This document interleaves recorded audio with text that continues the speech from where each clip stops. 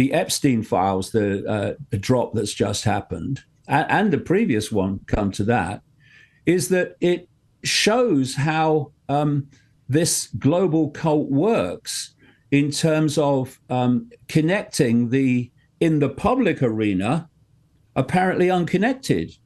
So you have documents, emails, whatever, that connect Epstein to Putin. But he's also connected to the CIA. He's also connected to Mossad. He's also connected to Trump. He's also connected to endless other world leaders and former world leaders. And he's connected into the AI oligarchy, which is massively relevant to current events. And how many people would realize that Epstein was manipulating on that level and interacting at that level? But Epstein was just one guy. This is how it all works. Right. They're all connected in the end. There's a Jewish area of Judaism called Chabad Lubavitch, and that connects into Putin, connects into Zelensky, connects into Trump, connects into Lutnick, connects into Jared Kushner, connects into Netanyahu. There are these networks everywhere, not just Jewish ones. No, not at all, not just Jewish ones, but they seem to be very prominent at the moment, to say the least, and back through history. But this cult is encompassing all these different belief systems, just that some are more dominant than others. But there are these networks which connect people that in the public arena are unconnected. So you look in Britain, you look at Keir Starmer, the Prime Minister. Well, his Svengali is Tony Blair. And Tony Blair is owned by Larry Ellison, who funds him, who's massively active in AI and the media in the United States and is the biggest private funder of the IDF in Israel. And who was appointed U.S. ambassador by Starmer, a guy who is was a very close associate of Epstein, and has just now resigned from the British Labour Party of Keir Starmer because of his Epstein connections. And this same guy was the Svengali again of Tony Blair, who was the spin doctor that brought him to power as prime minister. So you see these connections everywhere because there is the public face. Everything's unconnected, everything's random, and then there's the real level where everything is connected. To understand the resistance to what is going on is to understand that from cradle to grave, people are programmed to believe in a version of normal.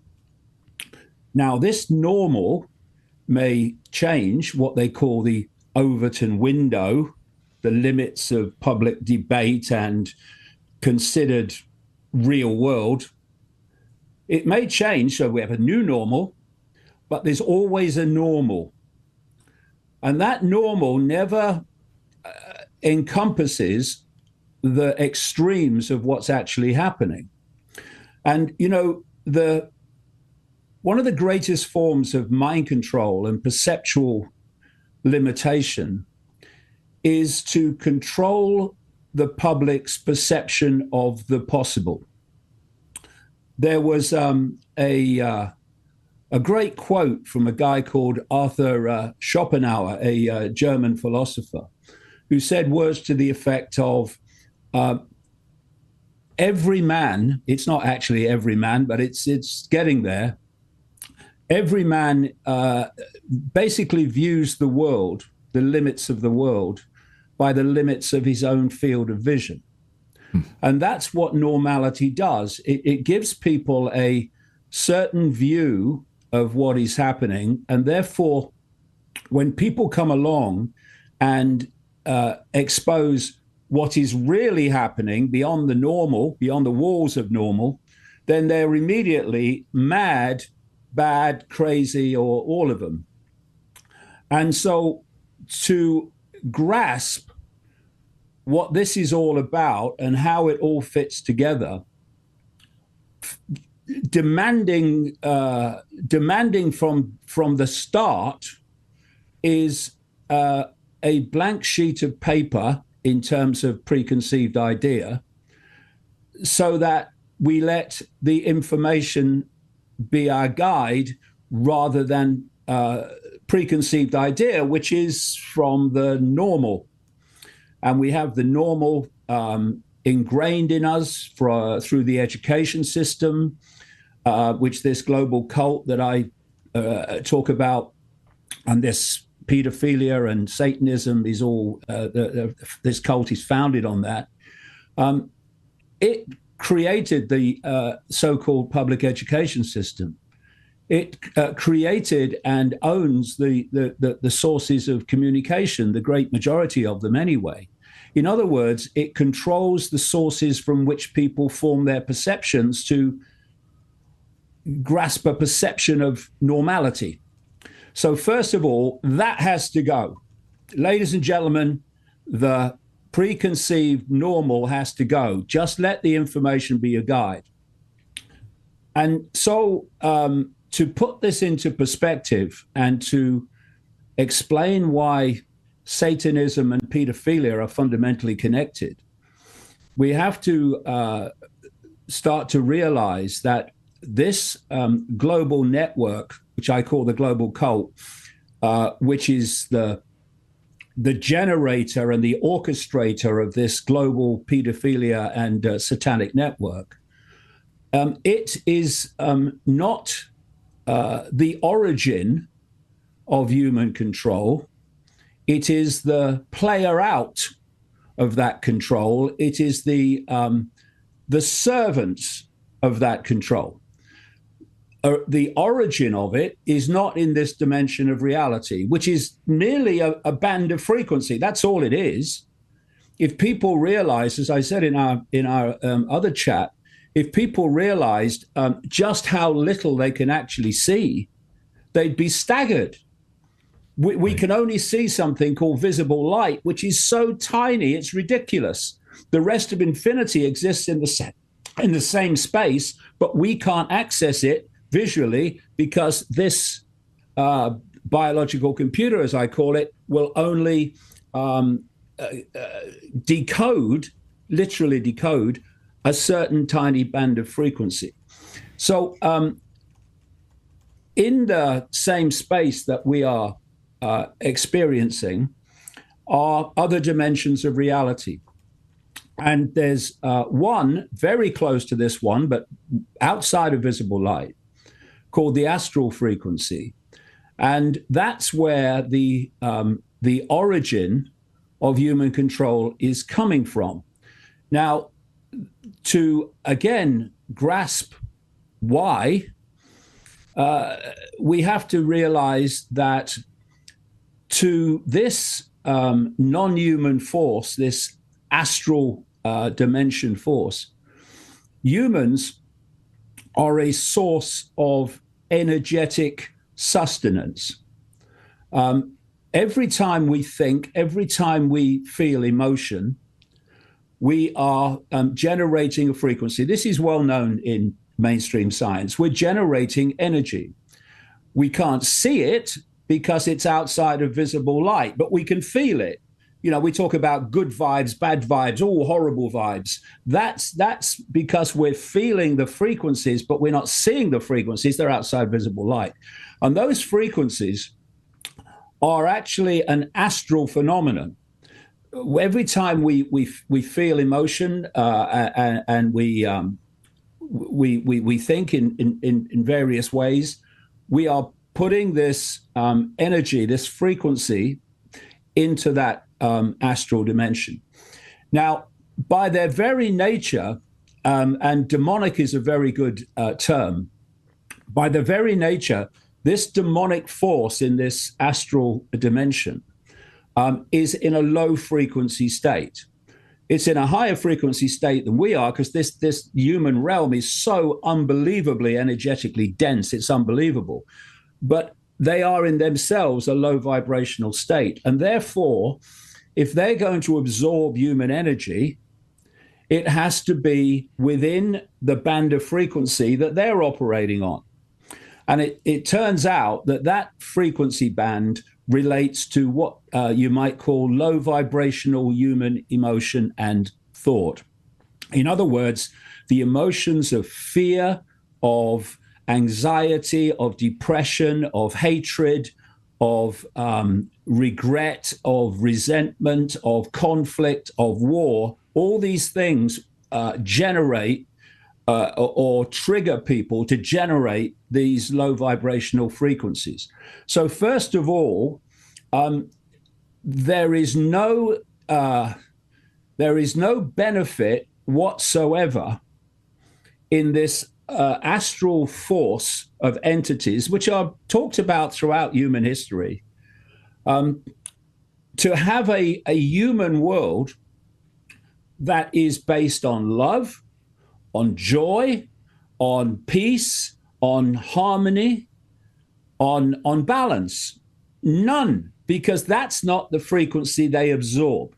So when you had the Morpheus character in the Matrix hold that battery up and say the Matrix, which is this is a simulated reality created by this astral force, held up the battery and said, the Matrix is a computer-generated dream world built to turn humans into one of these. It was a very profound truth in an apparently fictional movie. We are an energy source, but only if we're in a low vibrational state. So you have this astral force, these entities, these demonic entities, and they have in service to them within the human reality this global cult of secret societies, which are fiercely compartmentalized. So most people in them haven't got a clue what's really going on. It's the inner core I'm talking about. And the role of this global cult is to generate events and happenings in the human realm that are going to trigger in human response to these events, though that low vibrational energy. So if you look at the world, it's a generator of that low vibrational energy all the time in many and various ways, whether it's, this background anxiety that people feel and worry about the future, or whether it's an outright war, which generates phenomenal amounts, obviously, of this energy. This is a loosh farm, as I call it in my book, the Roadmap. It's a loosh farm, and loosh is the word that's given to this low vibrational energy. So if we then look at the connection between pedophilia and Satanism, and why it's so prevalent, and why this global cult has literally a global network, a satanic pedophile network, of which the Epstein network was a part, but only a part. It's to do with energy, and it's to do with this low vibrational energy we call loosh. So, this is what I put together over the years in the books, over now 36 years of full-time research. So, as I mentioned in the chat we had, the longer chat we had, I started to realize when I was putting this global cult together in the early 1990s and how it worked, and how the people in positions of power, like presidents and prime ministers, were just here today, gone tomorrow, assets of this cult. And many of which didn't even know the cult existed. but the cult itself is always there. I started to realize that major players in the public arena that were playing the role of advancing the agenda of this cult to more and more centralization of power and human control, they were involved in satanic ritual. And you go, what? Why? And then you realize that in the ancient world, they were doing openly human sacrifice rituals to the gods. The gods? Who are the gods? Who are the gods through the ages that these rituals are done to, still done to? These non-human entities in the astral dimension that interpenetrate this one. So you had these ancients doing these rituals, and they were sacrificing people. And often you hear the term about sacrificing young virgins to the gods. Well, young virgins is code for children, kids, and there's a reason for that I'll come to. And so what is happening in a ritual, whether it's the ancient openly done ritual or the secretly done now, as humanity reached a point of maturity where it weren't having their open rituals anymore.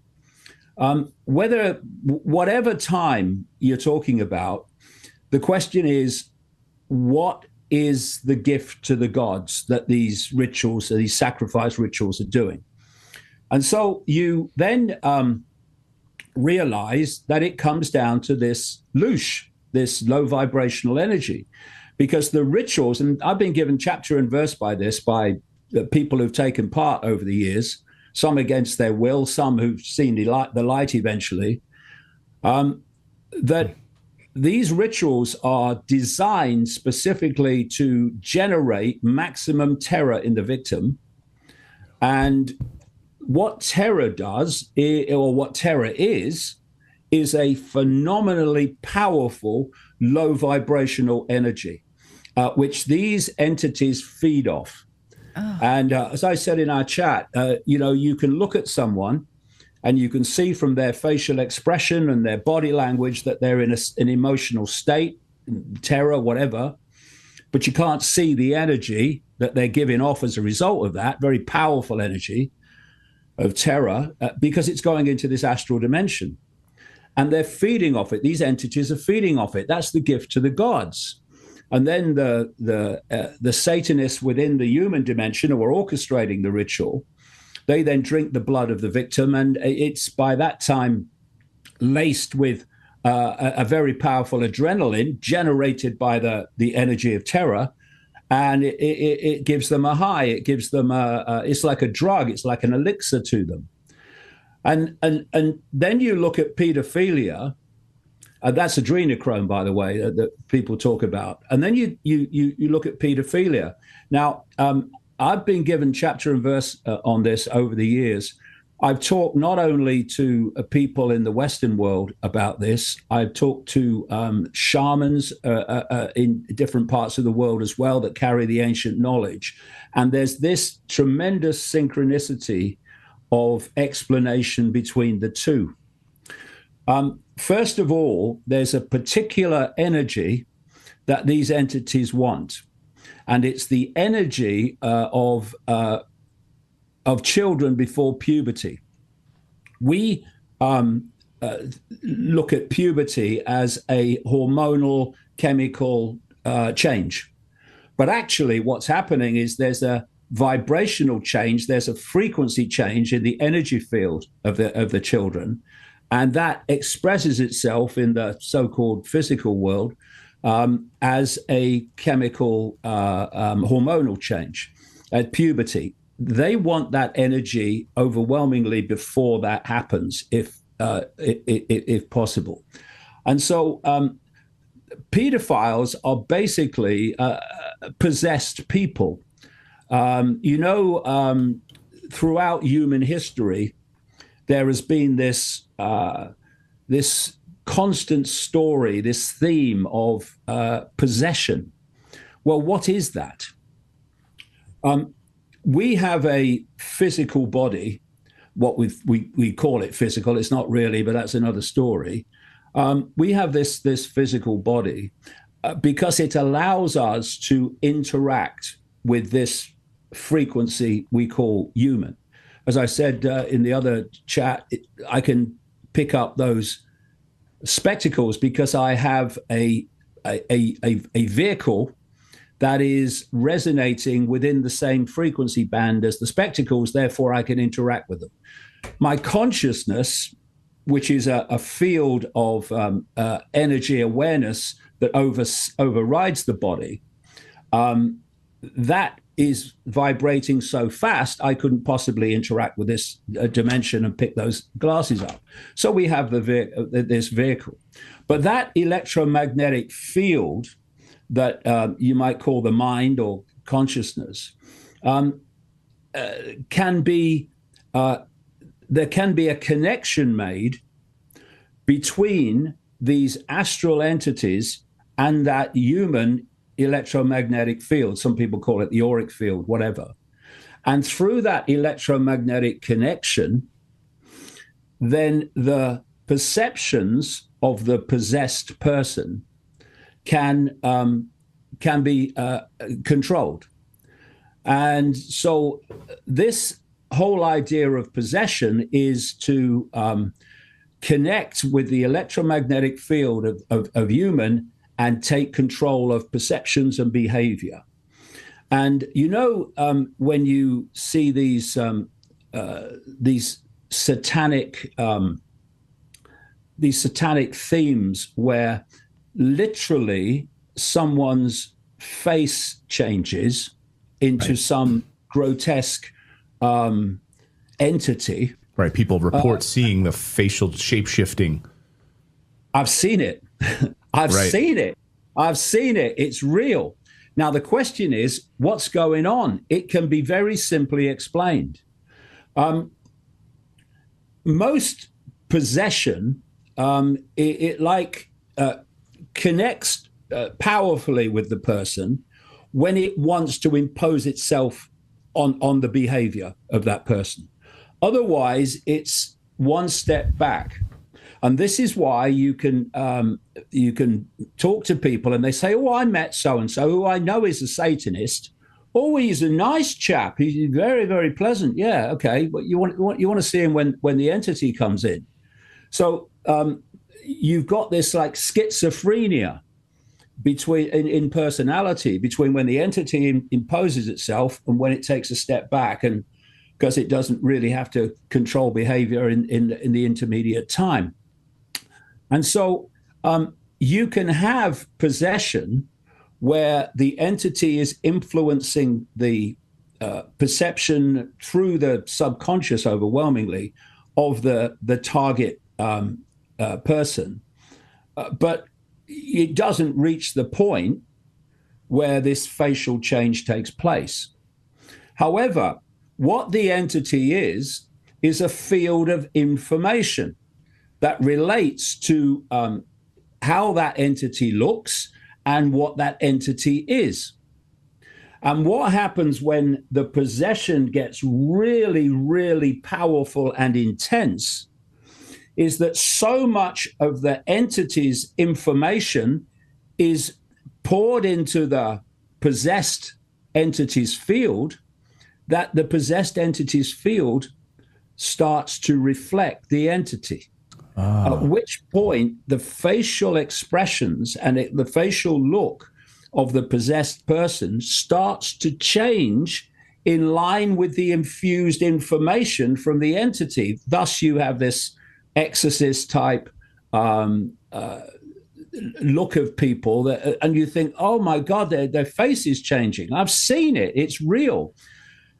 And so the pedophile is basically a possessed entity, and the charge, the urge to have sex with children is infused by these entities. Do they have agency, David? Do they have agency?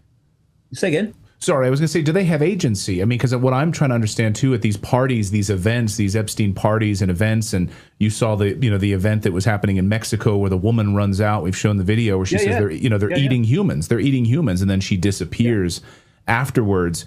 Do they have agency? Like, if they're a part of this process, are they giving? Can they get out of it? Yeah, are they giving themselves willingly to it? Do they have, what sort of mechanism is happening there? Well, if I may follow up on that, because we see how these low vibrational vessels are finding each other, looking out in email who's game to do this bad stuff. But we do have an archetype. We have Norm Finkelstein, who tells them all to F off. So it seems like they put out their feelers, and this vibration comes together if there's already a weakness. What do you think of that? But Elon Musk was trying to get to the island. He's like, can I come, please? Can I get there? I want to go there. I want to go to the island. I want to go to the island. All of the above, basically. But if you think about it, these are low vibrational entities. And if you're in a high vibrational state, if you're full of love and joy and peace and harmony, they can't attach to you because your frequency is incompatible with theirs. Your perceptual frequency, what I call the electromagnetic field, it's incompatible. What they want is to pull you in to low vibrational states. So for instance, the real abuse of alcohol, the abuse of drugs, all these bring you into a low vibrational state, which allow possession. You look at these apparently bizarre secret society rituals. But what these rituals are, and I've talked to some Freemasons and said, what's all this ritual about that you do? Oh, I've got a clue. It's just lost in the mist of antiquity. Well, actually, it's not. But you think it is because, most Freemasons haven't got a clue what's actually going on. Mm-hmm. But these rituals are locking you in. They are tuning you in to these entities, this non-human force.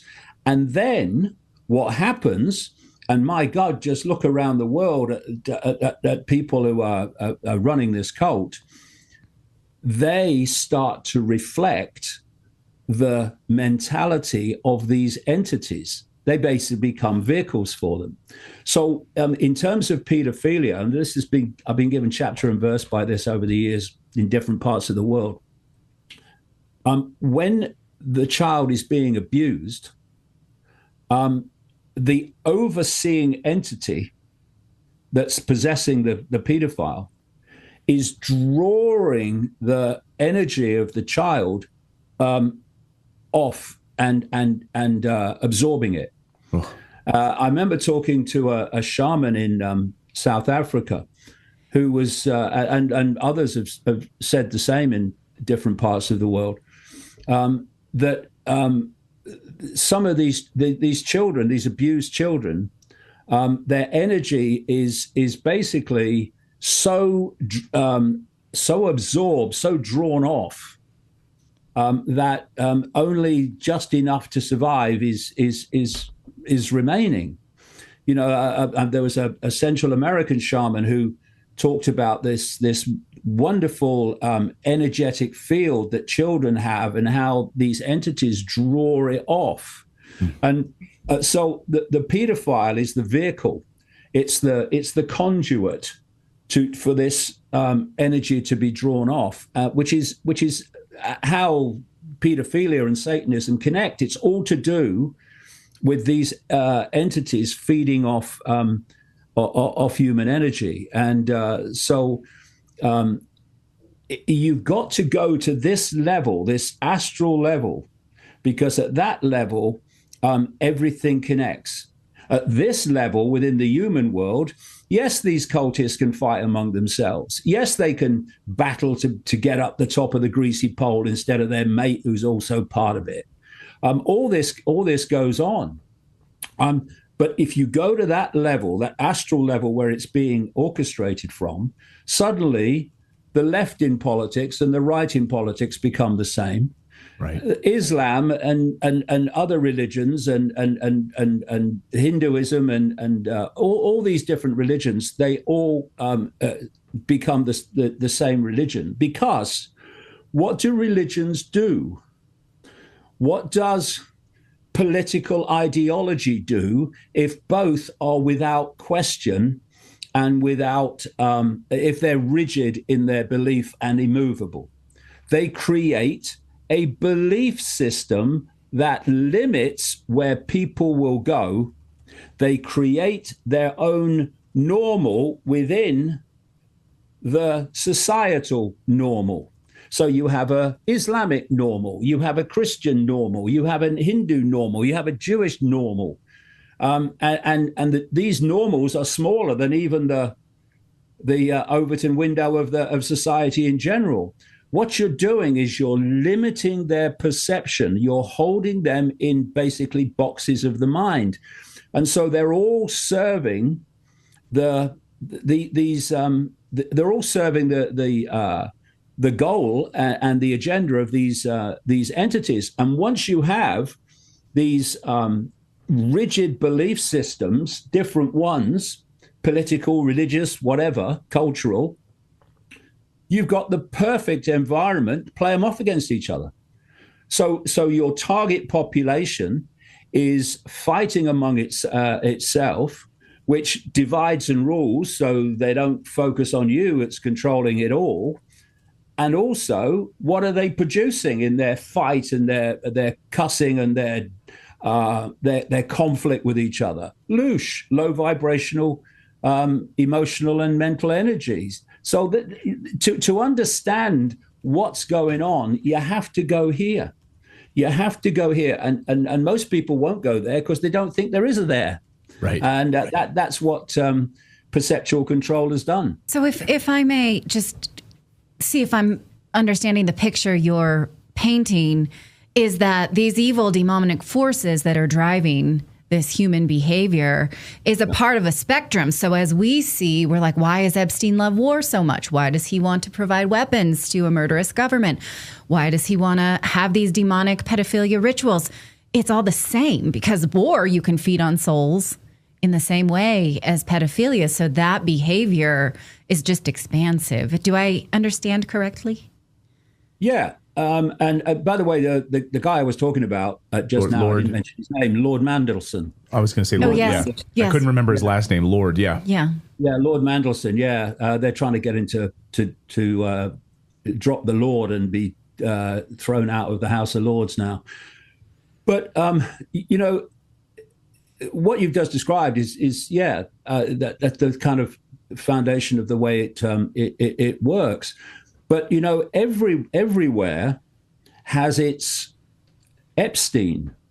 So you had the Epstein through that period in the United States and further afield, of course, as we're now seeing. But we had our own Epstein in Britain called Jimmy Savile. Jimmy Savile was a BBC entertainer, and in the 1960s, I remember him coming to prominence. He was known as a disc jockey, which was a new term in those days. And he was a frontman host for BBC programs, and he was on, playing discs on the radio and all that stuff. And playing discs, showing my age. But then in the late 1990s, I published a book called The Biggest Secret, and in which I talked about this non-human element for the not for the first time, but in detail. And part of it was that I met one section of it was I met a lady who was a close friend of Princess Diana for 9 years. I've still got our chat on one of those reel-to-reel kind of audio tapes. And she told me a load of things about the British royal family, which had been told to her by Diana, and she had other sources as well. But she told me about this guy, Jimmy Savile, and how he was a pedophile and was in the heart of the British royal family. and how Prince Charles, then Prince Charles, now King Charles, had used Savile, this disc jockey, as a go-between with Diana during their marriage breakup. It's bizarre, you would think. Right. Savile became a very, very close friend of Prince Philip before they had a big fallout. And, virtually to his death, if not to his death, was a close friend of Prince Charles, now King Charles. So I started to do kind of research into this guy. And what you find, by his own admission, is that he was invited into the bosom, the inner circle of the British royal family by a guy called Lord Mountbatten. Lord Mountbatten was a known paedophile. In fact, there are FBI files on him to that effect. And so this paedophile, Lord Mountbatten, who was a close associate of the Queen, invites this paedophile, Jimmy Savile, into the bosom of the inner circle of the royal family, and he stayed there pretty much towards for much of the rest of his life. And then, after he died in 2011, a year later, there was a television documentary by independent television here. It's not really independent, but it was on that occasion, thank goodness. And it exposed Savile as a mega pedophile. I mean, historic levels of pedophilia.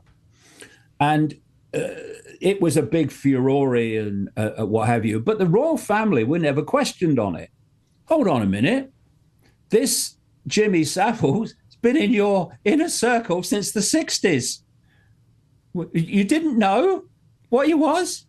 Well, of course, He was in there because they did know what he was. Because although his pedophilia and indeed his Satanism came out as more and more women came forward to describe how Savile had abused them as kids, what didn't come out, but I established and I put it in my books, is that he was a procurer of children for the rich and famous. Oh. Not only was he a pedophile himself, he was procuring kids for the rich and famous, including people like the British Prime Minister Ted Heath, Edward Heath. Edward Heath was the man who took Britain into the what became the European Union, the common market at the time in the early 70s. And he was prime minister for a time. And in The Biggest Secret, which came out in 1998, when he was still a member of parliament, I named him as a paedophile Satanist. And in the week of publication, a journalist, or passes for one, contacted him and read the passage to him. I mean, he's an MP. He's extremely rich. He could have taken that book out, but he would have to go to court to do it.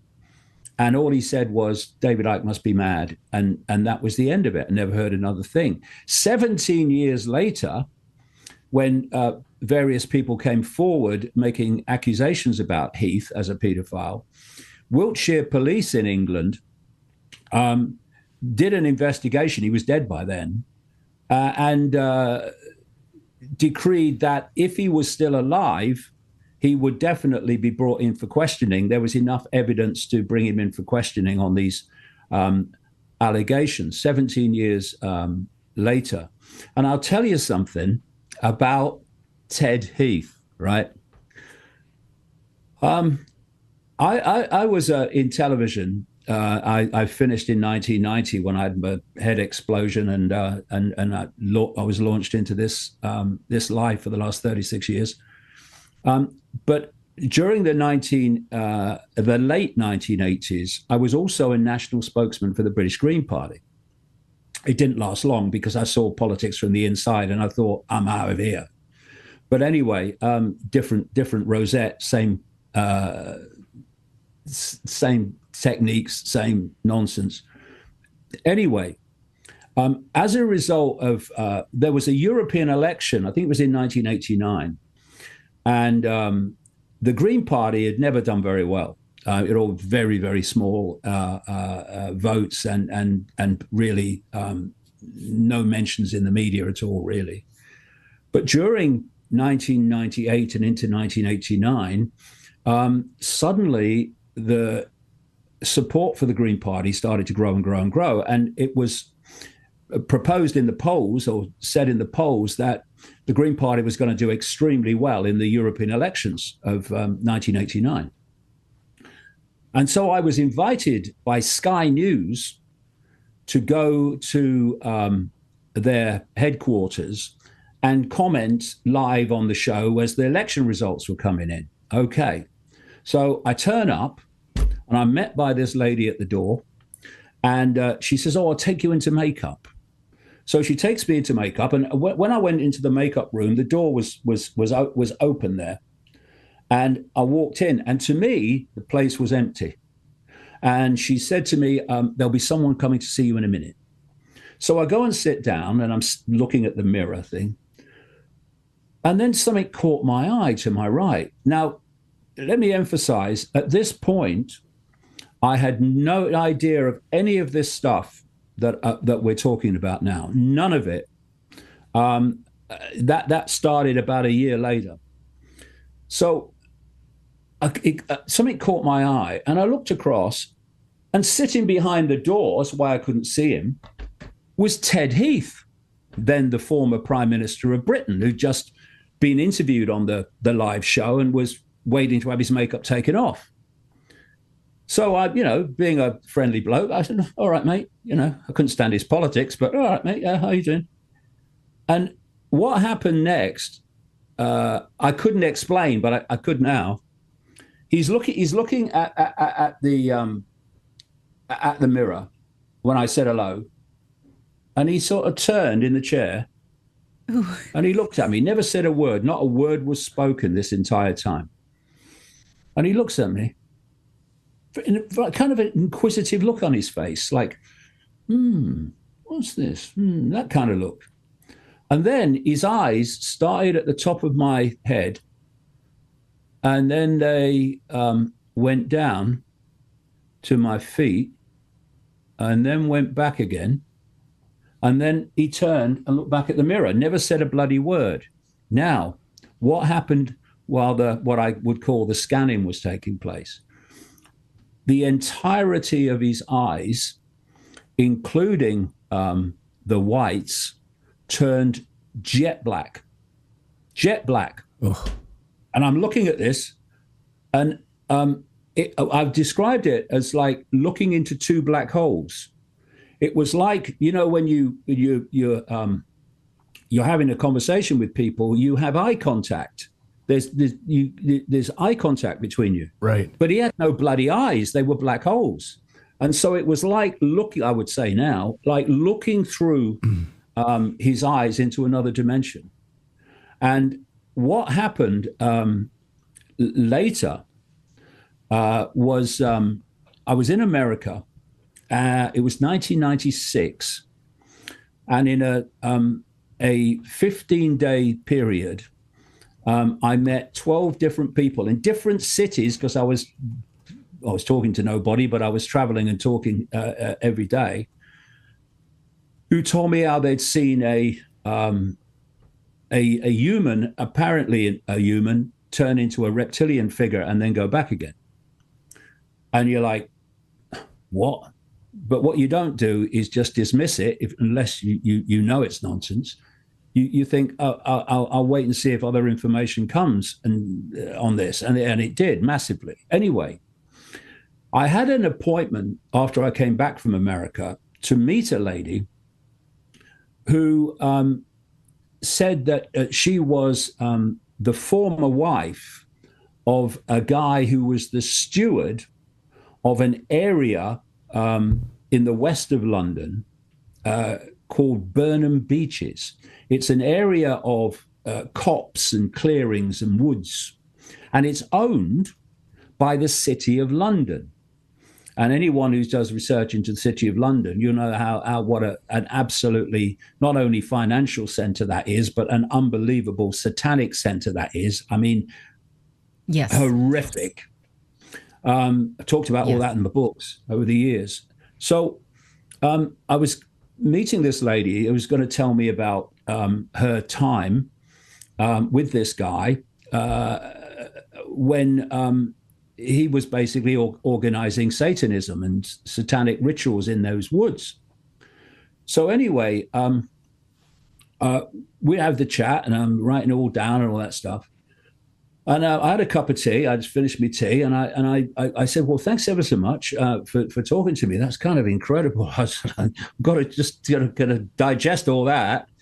And I put my tea down, and I turned. And as I turned, I said, "I'm having some strange experiences recently." I said, I keep meeting people who say they've seen people turn into reptiles. And I was turning away, and all I heard was behind me. And I turned back, and she says, "Oh my God, I wasn't going to tell you that bit." She said, I thought even you'd think I was mad. And she told me of experiences she had in that wood of reptilian type figures. But what she told me, this major experience, is that she was out one night walking. It was dark, and she saw a light through the trees, and she crept up and looked through the trees at this light. She said, and this woman knew nothing about my experience with Ted Heath, nothing whatsoever. She said, and I saw a satanic circle, and they were in the robes. And she said it was led by Ted Heath. Oh. Here we go, right? Oh, my God. And she said next to him was actually his Chancellor of the Exchequer when he was Prime Minister, called Anthony Barber. And then there were these other people in the circle, in the robes. And she said, I was, first of all, I couldn't believe it, but I'm watching. She said, and then there came a point where suddenly Heath transforms into a reptilian figure and grows about 2 feet. Now, this, when they shapeshift, they grow about a foot, 2 foot, is such a common theme all over the world that I've been told by so many people that's what happens in a shapeshift. They basically grow.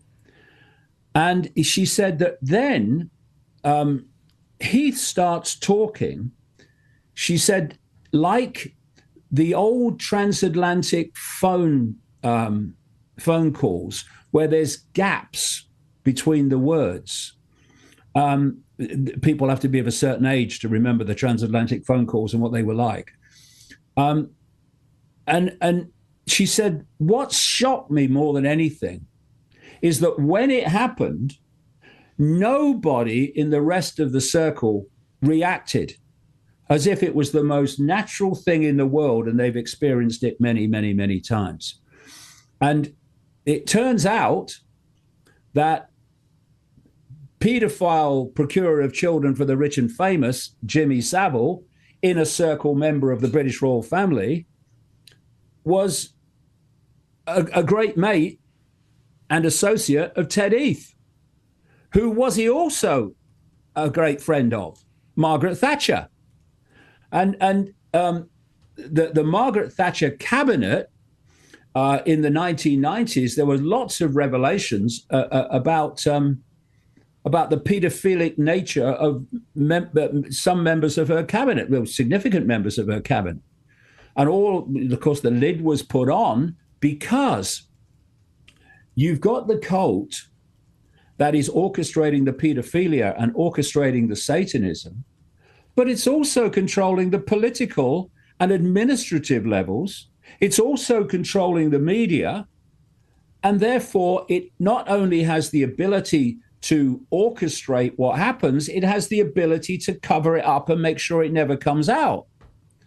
And so what you have is the media will ridicule, or it will dismiss, or it won't even bother reporting or investigating these things. And so many times I've come across people, politicians and such, who have sought to follow up reports of satanic activity and pedophile activity in their area of influence, who've had it shut down and have it shut down by the police. Now, this is another point. It's well known now, and has been for a long time, that the police knew what Savile was doing. They knew that he was a mega pedophile, but he was never collared for it. Never collared for it because of his connections. So you had this guy who was a disc jockey in the 60s, who was allowed to be a mega pedophile and procurer of children for the rich and famous right to the end of his life. Long after his media career ended, he had houses all over the place and massive cars and Bentleys with no perceivable, seeable source of income, because he was procuring children for the rich and famous. But the police never touched him. Now, there is the special branch in the police. There is the Royal Protection Unit in the police that directly interact with the British royal family. They would have known what the police knew of what Savile was doing. You think the royal family didn't know? Of course they knew. And so as these connections constantly are able to be made, you have the Epstein connection to Prince Andrew, massive, and you then have Prince Charles, who's now taken the title of Prince Andrew away in a damage limitation exercise. Maybe there'll be more sanctions as a result of this, the latest Epstein drop. And he's like, oh, no, Prince Andrew is bringing terrible things on the British royal family. He's been dispatched to a long way from London now, to a house in the middle of bloody nowhere in Norfolk, to try to, get him out of the public eye. He doesn't do royal events anymore. He hasn't done for a long time because he was ostracized. But the guy doing the ostracizing was a close mate of Jimmy Savile. Right, King Charles. All those years, decades. Right. Well, can I ask you, David? You saw known in the public arena, and the pictures exist. Now, the guy who brought him into the inner circle of the British royal family, Lord Mountbatten, who was a close associate of Jimmy Savile, hence he brought him in. He's known as the mentor of Prince Philip and Prince Charles. So it all kind of connects, and no media organization asked the royal families, the royal family, the obvious question: what is this pedophile doing in your inner bosom since the 1960s? One other thing, finally, on Savile.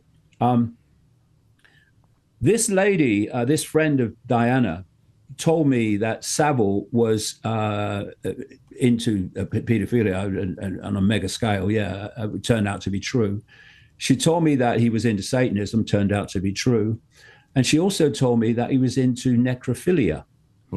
He likes sex with dead bodies. Now, Jimmy Savile was famous in Britain for doing charity work. It was one of his fronts. And one of the things he did was volunteer, ongoing over a long period of time, as a porter in a hospital in Leeds in the north of England. Why? Well, we now know it gave him access to the mortuary. So, because Savile was so kind of famous, and other reasons too in the background, of course, the politicians loved him and wanted to be photographed with him. And, oh, yeah, Jimmy's such a good guy. And that's how he turned out to be. And so, again, you have the public face and you have the real face. But you talked about, go ahead. So I felt very strongly around the disappearance of Princess Kate. They're using a doppelganger, her reemergence, having beat cancer, that there was something foul there.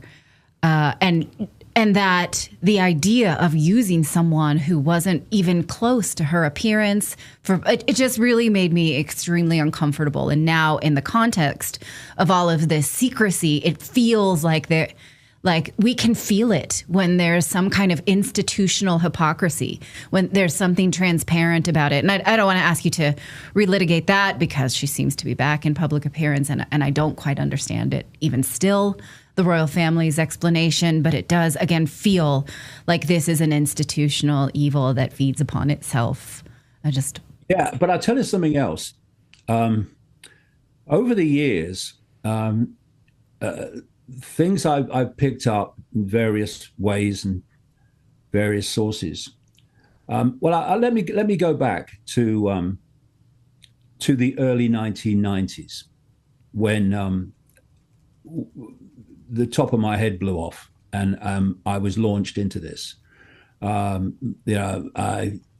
television career finished. I left the Green Party and what have you, and I went on this journey of trying to uncover what the hell was going on in the world. And various things happened to me, extremely paranormal experiences happened to me in 1990, 1991 that launched me on this journey. And from the moment they happened, the synchronicity of my life was just ridiculous. I would walk into people, documents, personal experiences, books, whatever, that were basically handing me puzzle pieces in an extraordinary synchronistic way. And one of the things that happened in the early 1990s is that I would keep meeting psychic people, professional psychics. I only went to one in 1990, it's a story I told, and that psychic told me I was going to go out on a world stage and reveal great secrets. And I thought you were having a laugh, but it turned out to be true. Here we are. Yeah. But what happened was after that one I went to, the synchronicity of my life was like, if you wanted to meet a professional psychic, well, you should have followed me around for about a year, because I was meeting them all the time. What do you do? Oh, I'm a professional psychic. Oh, well, not another one, But what they were, some of them were telling me synchronistically, was that there was a energetic change coming. What it would do would have the effect of bringing to the surface all that had been hidden, so that humanity could at last see what had been going on without them realizing what was going on. And, for a long time, when I was, subject to endless ridicule and abuse and what have you, and dismissal, it didn't seem like that was going to happen. The first book I wrote, actually, in 1991, was called Truth Vibrations, which was about this. The title was based on this energy of bringing to the surface all that had been hidden, and the fact that it couldn't be stopped. And no matter how this manipulation was trying to stop it, it couldn't be stopped. And now I'm starting to look at it, and I'm starting to see this. This bringing to the surface all that had been hidden from us. And this is why, as I said right at the start of our chat, that the normal is going to have to change, because what's coming to the surface and being revealed is going to change people's sense of normal. And it's going to be very challenging to them as they see actually the world they've been living in compared with the one they thought they were living in, completely different. So I think we're in for some very interesting times, not only negatively, although they're, this global cult's going to throw the kitchen sink now. because it's starting to be backed into a bit of a corner. But also good things in terms of information coming to light and people starting to see, hey, this is real. That they haven't before. So I think, it's not all doom and gloom. Absolutely not. And where this goes from here depends on us. Yeah, I think you're right. I think, seeing the resurfacing of some of these on X, you've seen it over the past 72 hours. Oh, Princess Diana was right. She was telling us. She was telling us about these things. We had to wait, decades to finally see these things. And then Michael Jackson, all these other pieces of these stories. But then you're also seeing people like Dan Bongino trying to go back and do his show after lying to all of us. And then the comments just filled with thousands of people saying, you're lying, you're lying, you're lying, you're a traitor. So there's an awakening happening. It must feel incredibly validating to you, who's waited so long and stood in your truth. Yeah. So, Talk about a relief. I thought, you think, well, I'm told this is going to happen, but I can't see evidence of it. But now suddenly you can. Another thing that's happening is that what I call the fake alternative media, present company not included, by the way, Thank you so media. They're increasingly being exposed as well. What they really stand for is coming to the surface rather than what they said they stood for.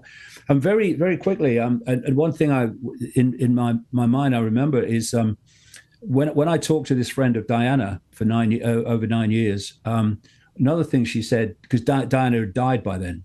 In the fake accident in the Punt Delma tunnel. Diana, by the way, was an ancient moon goddess, and Pont Delma means bridge or passage of the moon goddess. It's all symbolism, symbolism.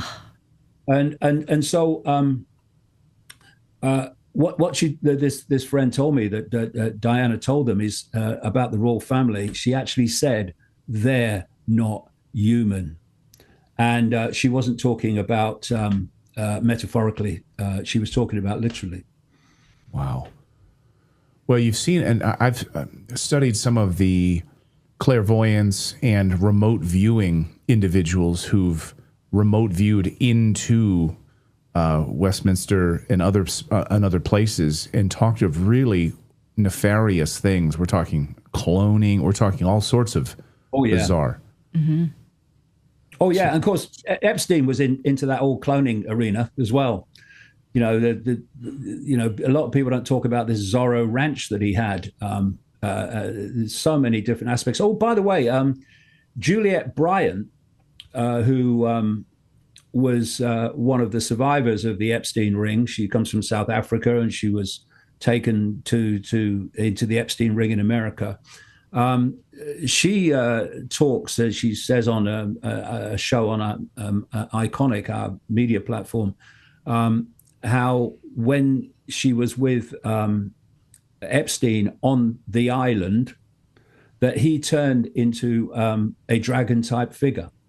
Very briefly, but very clearly to her, it was a dragon-like figure. And she said at the time, of course, I thought, what the hell's going on? Because I'd never heard of any of it. And then later, a mother, I think, came across my stuff, trying to explain what happened. This world is nothing like we think it is. It's so important, as I said at the start, to have a blank sheet of paper where our perceptions and sense of reality earn their place on that paper by evidence, not preconceived idea, not what we've been programmed to believe all our lives, but on evidence and on basic common sense often, and to encompass the possibility that maybe we don't know it all. There's an ancient Greek philosopher, Socrates, who talked about to know is to know you know nothing. That's basically the meaning of true knowledge. In other words, you realize that whatever you know, given this tiny band of frequency that we're able to see, and just imagine from this tiny band of frequency comes orthodox science and academia all from this band of frequency that where people glean their perceptions of academia and science. So one thing you can say without fear of credible contradiction is whatever we know, there's always more to know. And so the question is, what don't we know?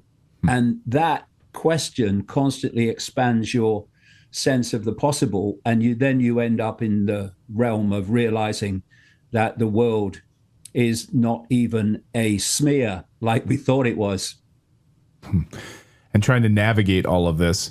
Your new book is called The Roadmap. You can see it over your shoulder there as well. And your new book is called The Roadmap, and you have a brand new UK tour as well. 2 of the dates are already sold out in Hull and Derby.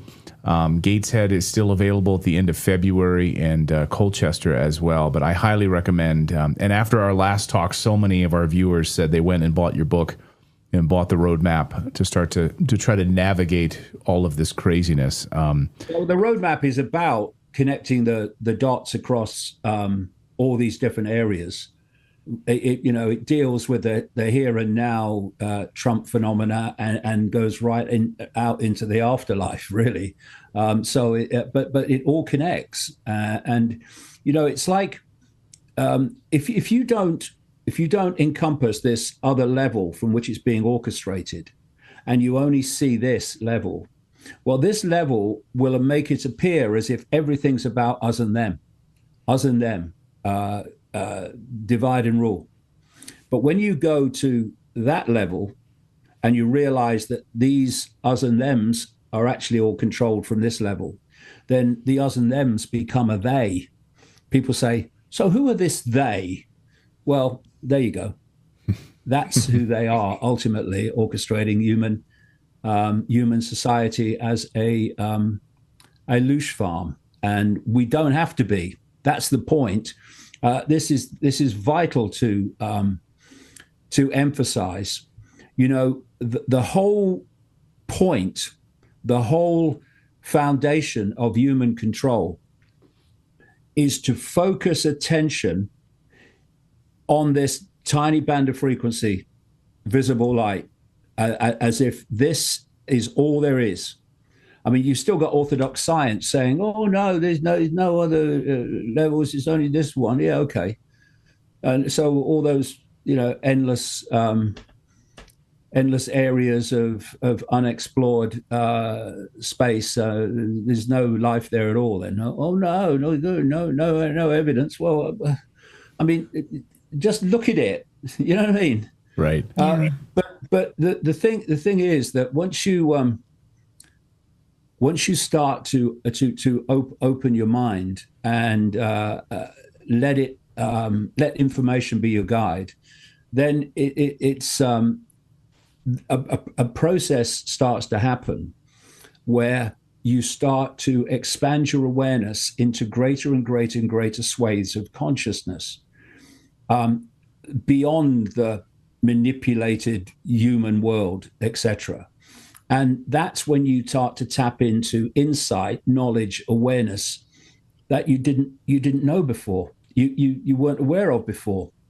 You have these insights, you have these intuitive knowings that suddenly kind of come to you and end up being proved correct with evidence. And the key thing is to understand that level, because what happens is if you're only aware of this human level, if you like, then everything seems to be us and them. Everything seems to be random. Everything seems to be unexplainable.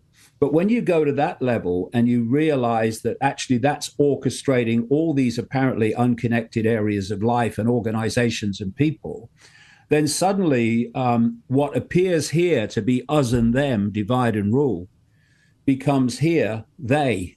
People say, who are they? Who's this they? Well, there's the they, and these are just servants to the they. And no matter whether it's left or right or this religion or that religion, they are ultimately in control, even though the vast majority of people with these political ideologies and these religions have no idea that that's the case.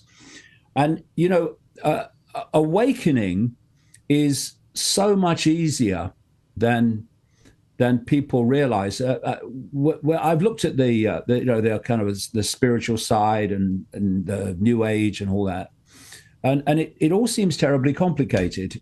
You have to go on these quests, or you have to do this or do that to expand your consciousness. I think it's much simpler than that. I really do. I think all genius is simple, and I think we're part of a genius reality in many ways. Well, more than many ways if you get further out. Total genius. And for me, all we need to do is to redefine our self-identity. So if you are focused on your I, who you are, being your body and the labels of a human life, like I'm a man, a woman, I'm this sexuality, this race, this religion, whatever, then you are self-identifying with limitation.